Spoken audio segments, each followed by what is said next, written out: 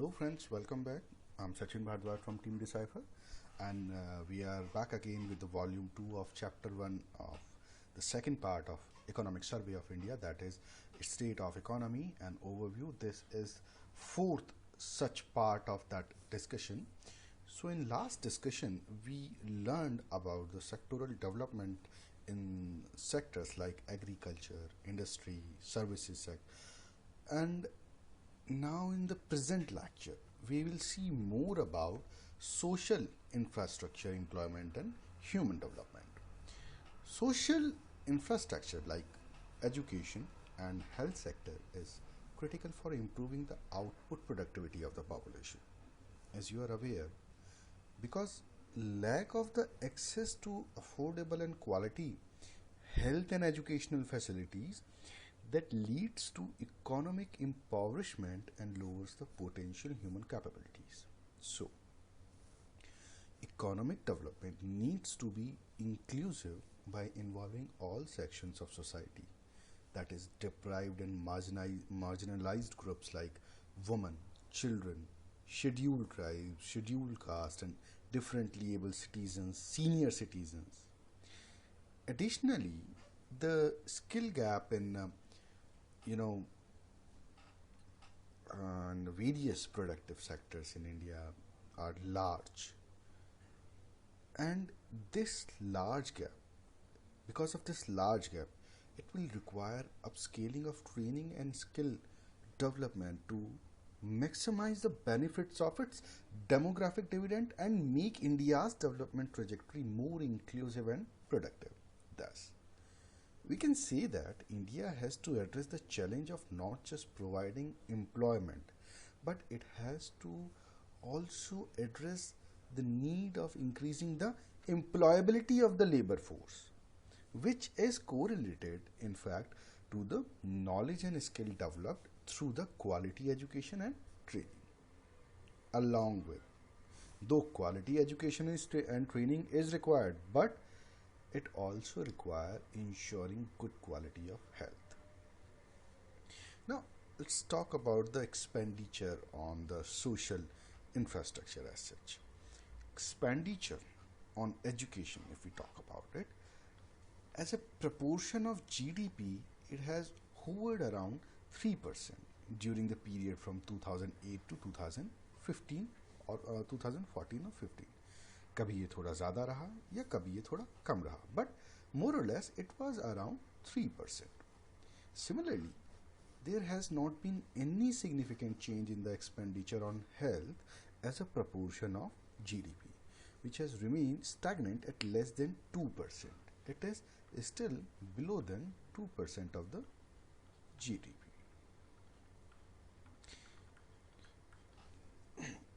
However, increase in expenditure may not always be guarantee for the appropriate outcomes. The efficiency of expenses incurred so far can be assessed by the performance of the various social indicators, for example, progress in education.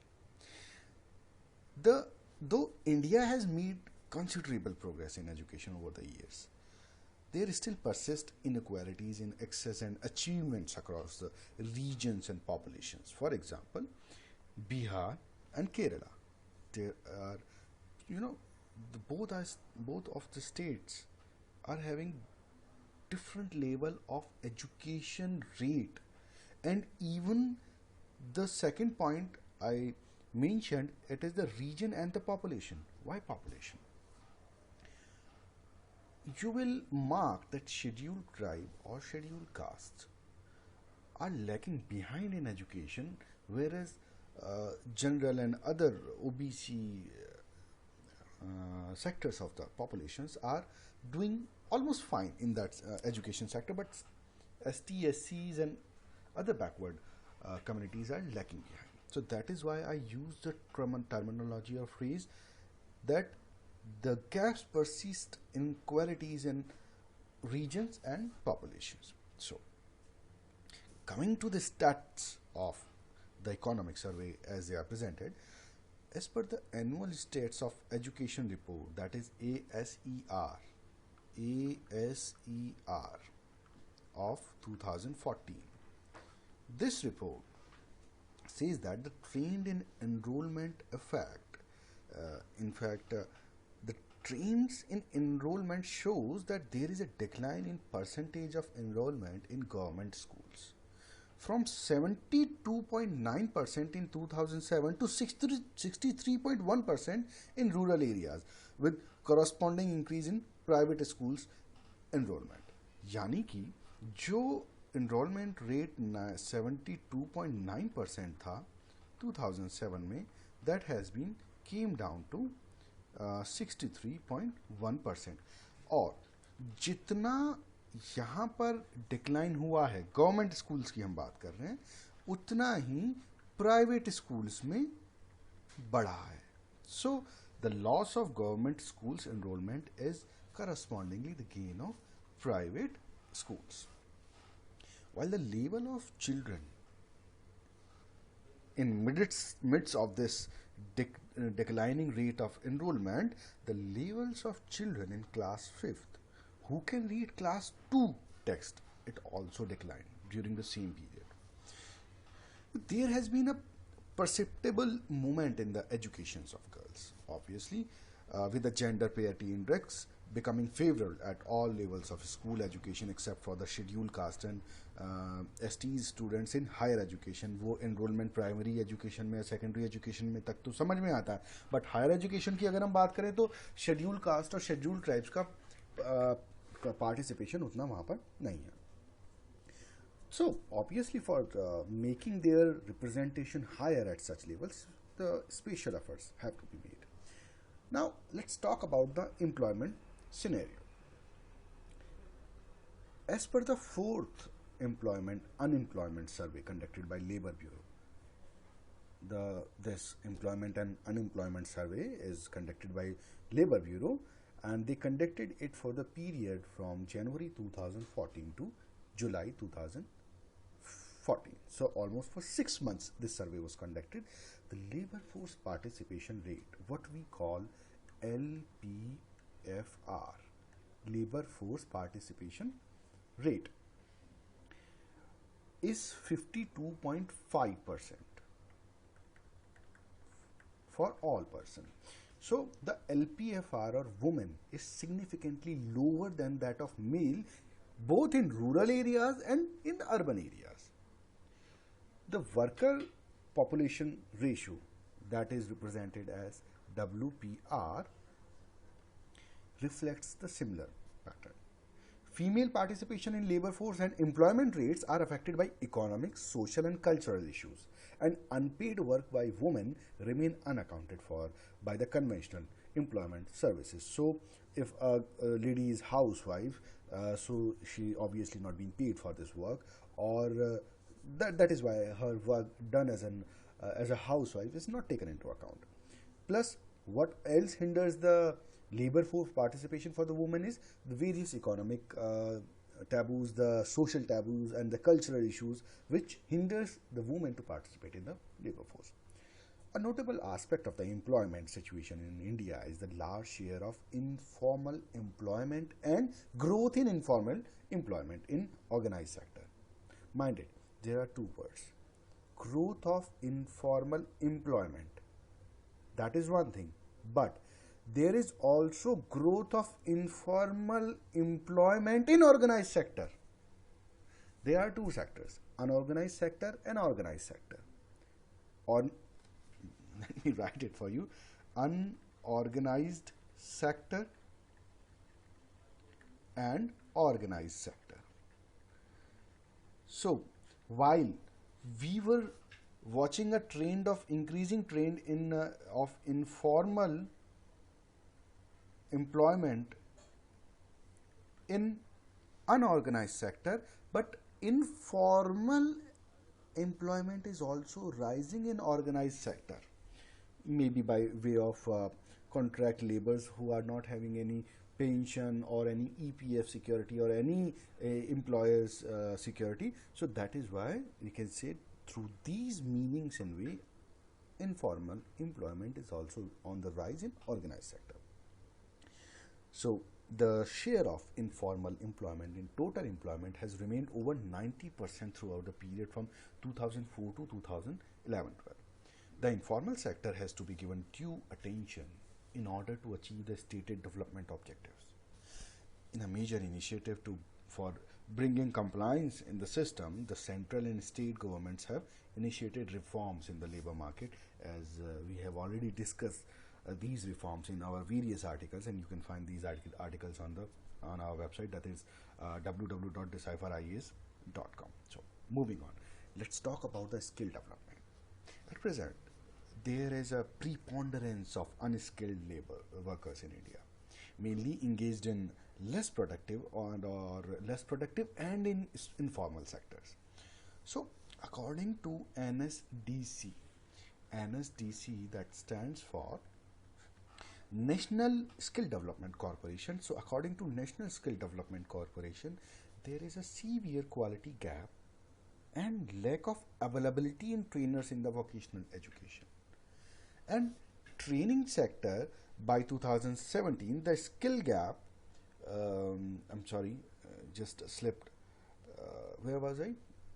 Yes, I was telling you that there is a lack of quality and a lack of availability of trainers in the vocational education centers, and the skill gap, which I just told you that there is a large skill gap. So this skill gap, by 2017, the vocational training sector, including both teachers and non-teachers, will be the tune of 211,100. This will be the gap we will be facing in 2017 if no steps will be taken for amend the situation it presents. The workforce requirement is projected to increase almost by 3,20,000 by 2022. So, government has to invest in bridging the skill gap in the vocational education and training sector to improve the employability of the people. So, a multi-pronged policy approach is required to uh, enable the skill development, such as setting of SSC, that is Sector Skill Council, funding initiatives such as Standard Training and Assessment Reward, that is STAR scheme. So these initiatives are likely to create a widespread positive impact on the skill ecosystem in India.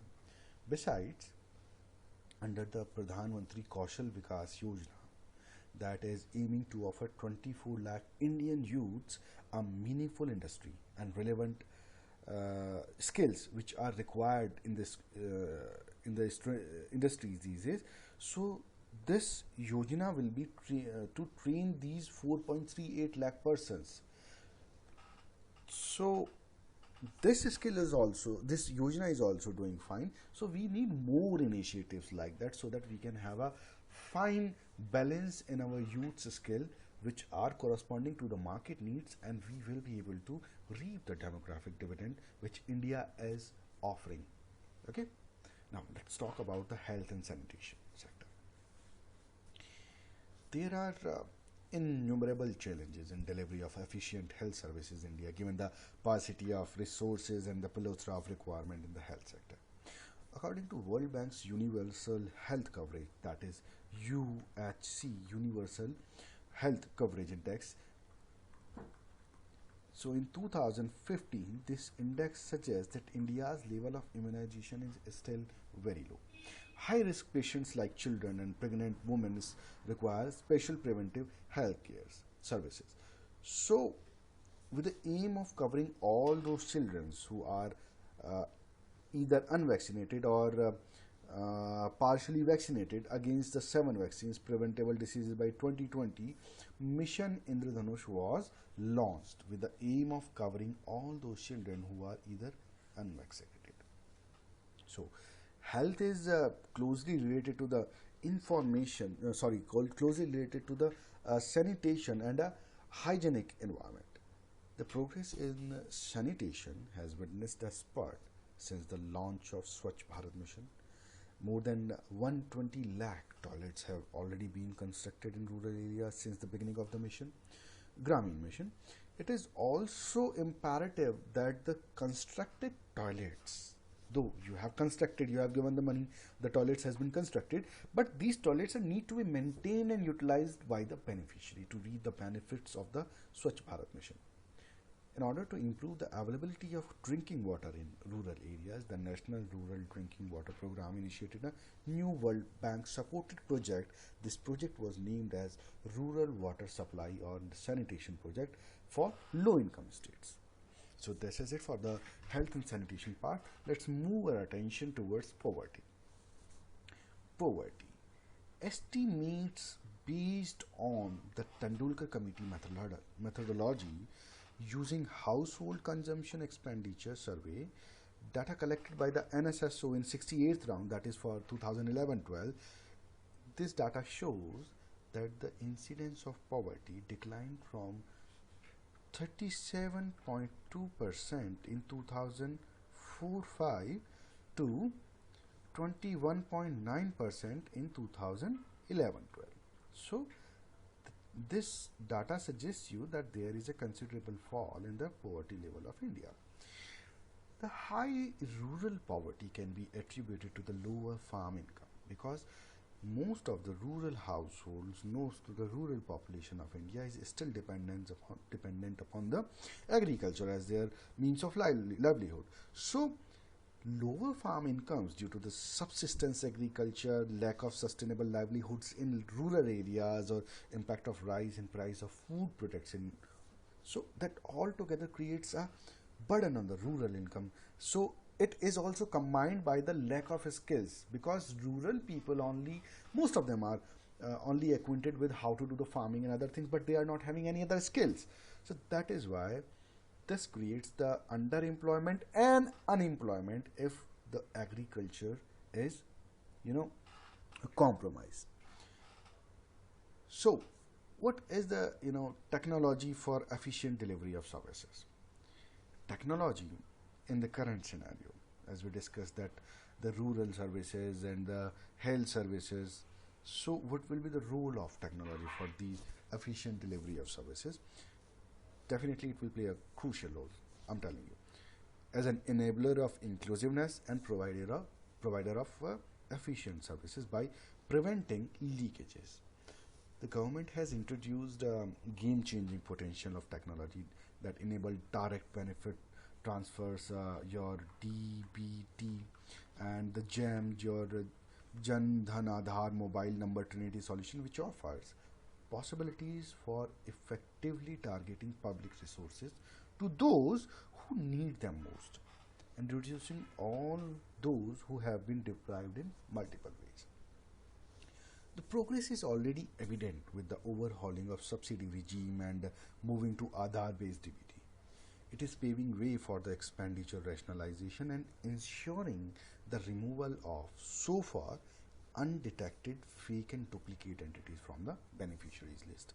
So that results in substantial savings of the public money for giving renewed focus on social welfare schemes. Now, let's discuss more about climate change and sustainable development.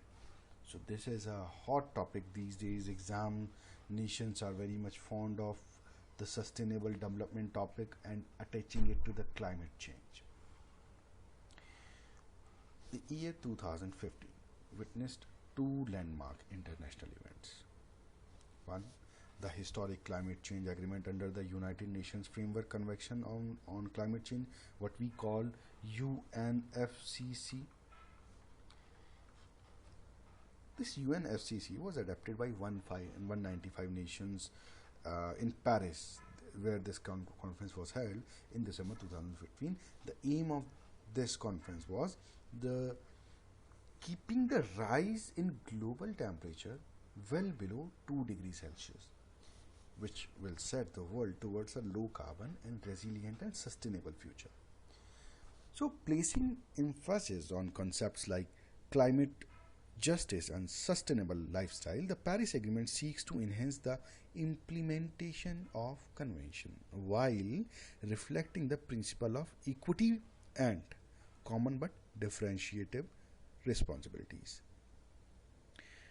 In the light of different national circumstances, the agreement is not mitigation centric and covers all crucial areas identified as essential for a landmark conclusion, including the adaptation, loss and damage, finance, technology, capacity building, and transparency of action and support. To achieve the long term temperature goal of keeping the increase below 2 degrees Celsius, parties in the agreement aims to reach global peaking of greenhouse gases as soon as possible, while noting that developing countries will take longer to peak their emissions. The agreement also established a framework for global stock taking to assess the collective actions towards the achieving long term goals as mentioned in the agreement. This agreement also provides binding obligations for developed countries to provide financial resources to developing countries for both mitigating and adaptation, while encouraging other countries to provide support on voluntary basis. This agreement also reaffirms the developed country will take the lead in mobilizing climate financing from a wide variety of resources. So, the decisions also sets a new collective quantified goal from a floor of $100 billion per year prior to 2025. So, this will be taking into account the need and priorities of developing countries. So, the world also witnessed the adaptation of Sustainable Development Goals in September 2015, which replaced the Millennium Development Goals. The you know this set the development agenda for next 15 years with the aim of guiding the international community and national governments on a path of sustainable development. The United Nations General Assembly, what we call UNGA, in its 17th session in September 2015, it announced a set of 17 SDGs and 169 targets. We have covered this Millennium Development Goal being replaced by Sustainable Development Goals in our website's article www.decipheris.com. You can find the relevant article on the topic on that subject on our website, but I'm just giving it a passing reference to let the students understand what the economic surveys is trying to imply by bringing up this topic. So, as I was telling you earlier, so this SDGs are like 17 SDGs and 169 targets, which will stimulate action over in next 15 years. This set of goals replaces the MDGs which were coming to an end in 2015. So this new SDGs, they aims to work on the areas which could not be completed earlier. The agenda highlights poverty eradication, combating inequalities, promoting gender equality, and the empowerment of women and girls as an ambient goal, and has at its core the integration of economic, social, and environmental dimension of the sustainable development. These SDGs, they also call for integrated global partnership for sustainable development, including multi-stakeholder partnerships, in addition to enhancing the capabilities of stakeholders in better quality measurements and compilation of data on sustainable development. For example, the potential of more than 100 gigawatt, the aim is to achieve the target of 60 gigawatt of wind power as well as 100 gigawatt of solar power installed capacity by 2022. So these are India's goal under these SDGs. So India's INDC is comprehensive and covers all elements, that is adaptation, mitigation, finance, technology, and capacity building. So our country's goal is to reduce overall emission intensity and improve energy efficiency of its economy over the time. At the same time, our aim is to protect the vulnerable sections and segments of the economy and society as well.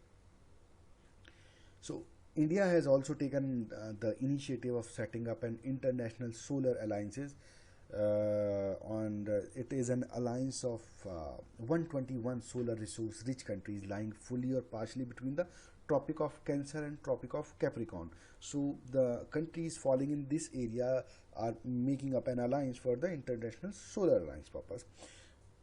This alliance was jointly launched the by our Prime Minister Narendra Modi and President of France on 30th November 2015 at Paris, on the sidelines of the 21st Conference of Parties to the UNFCCC, which we talked about earlier.